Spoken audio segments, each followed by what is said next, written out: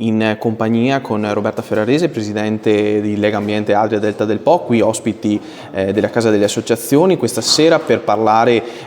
di biometano e perché il biometano può essere fatto nella maniera giusta e che fa bene all'ambiente. Roberta, niente, le chiedo di cosa parlerete stasera e qual è la posizione sostanzialmente di Lega Ambiente. Allora, ha detto bene, parleremo di biometano, quindi non semplicemente biogas, ma nello specifico poi biometano fatto bene, che non è il biometano. C'è una distinzione da fare, c'è modo e modo di produrre biometano. Stasera ne parleremo nel dettaglio in modo semplice ma anche molto chiaro e, come è tipico della nostra associazione, con un approccio assolutamente scientifico, quindi dati alla mano. Ne parleremo con Andrea Minutolo, che è il referente, uno dei referenti nazionali di Lega Ambiente del Comitato Scientifico. Ne parleremo con la Daphne, che è dell'Università di Padova, e quindi un professore, avremo in collegamento questo docente dell'Università di Padova, e ne parleremo con un agronomo che ha collaborato e collabora con un'azienda che fa biometano fatto bene, nello specifico ha realizzato l'impianto di Schiavon. Quindi cercheremo di fare chiarezza, di chiarire dubbi, perplessità, domande, di rispondere alle domande del nostro pubblico. Ecco, l'aspetto che mi viene in mente subito è, c'è una grossa protesta, insomma, ormai da tempo, insomma, a Papozze, quindi a maggior ragione, per togliere ogni dubbio, per capire effettivamente che ci sono le alternative. Le alternative ci sono, ovviamente le conoscenze scientifiche sono in progredire, e quindi continuiamo a studiare, ma assolutamente il biometano fatto in un certo modo, con determinati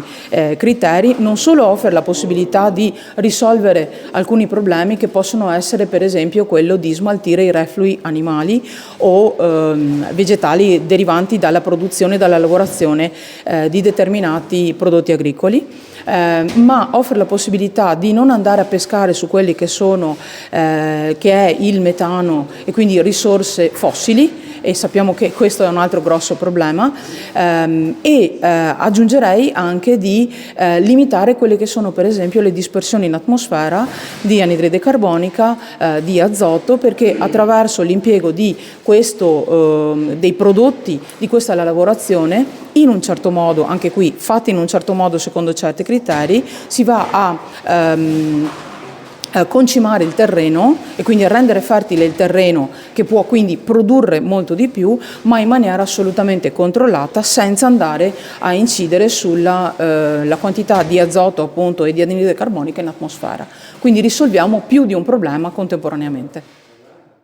In compagnia con Stefano Scottoni, ingegnere capo, insomma, di quello che è il progetto che si andrà a finalizzare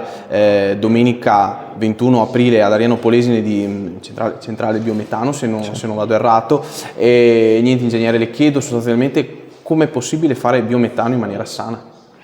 Ma il biometano fatto in maniera sana parte dal presupposto di voler risolvere dei problemi in agricoltura, sia per quanto riguarda l'allevamento sia per quanto riguarda